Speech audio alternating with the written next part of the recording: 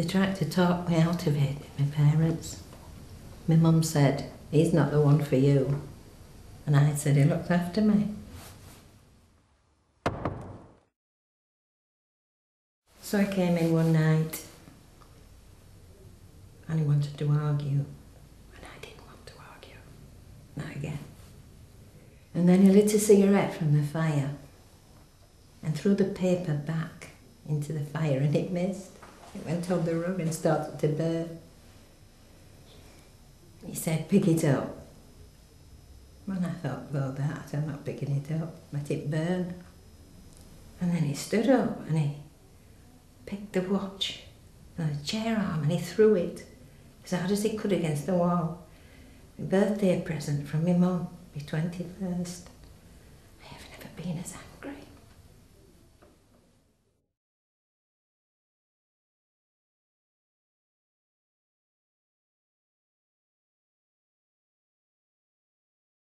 The divorce seemed like a ton weight had been lifted off my shoulders.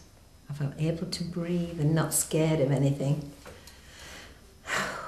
But the solicitor found me the house. The day we moved in was chaotic, absolutely chaotic, with no man to do anything. All the stuff was just dumped in the house. I sat down and cried. I really cried. And then there was a knock at the door and I thought, oh my goodness, what's happening now?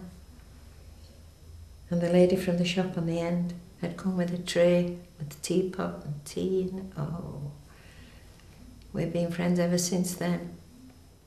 It felt, did that house, as if it was safe, you know. That I never felt like that before. It was safe. Money was always short, we never had any at all, much. But my mum used to help. She helped with the money, helped with the children, she helped with everything. If it hadn't been for my mum, I could never have done anything like I did, and I still had to work while I was at the hospital.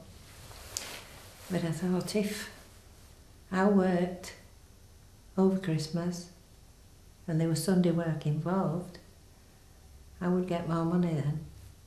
Not much, just a bit extra. But that would be good for the girls. The first Christmas that we were alone, Sister said, why don't you bring the girls? They can help. So I asked them if they wanted to come and they were all for it. They went and talked to the patients. They made them laugh. And they liked the people, didn't Andrea and Dawn and Linda.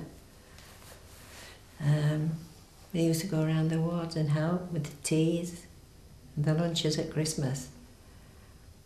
And it made it a lot easier for me because then it meant that I hadn't to find anybody to look after the kids. They could come with me.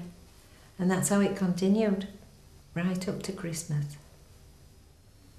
Christmas Day, I set off for the hospital and the girls came later.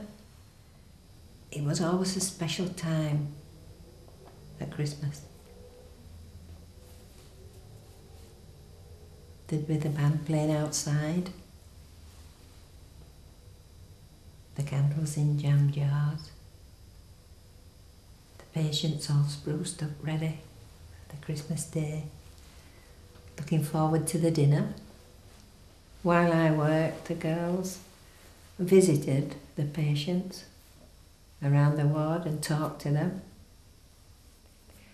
And they really liked it because it was a geriatric hospital and rarely were the visitors coming in.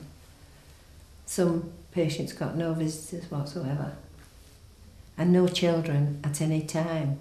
So I think it was quite an education when mine went in. I don't know what they talked about. They seemed to enjoy it very much though. They talked while I worked and seemed to get on pretty good. When we had Christmas dinner, it would be around the bathtub with the board across the top and all the nurses there together, plus the children, and they really enjoyed that. It was fun.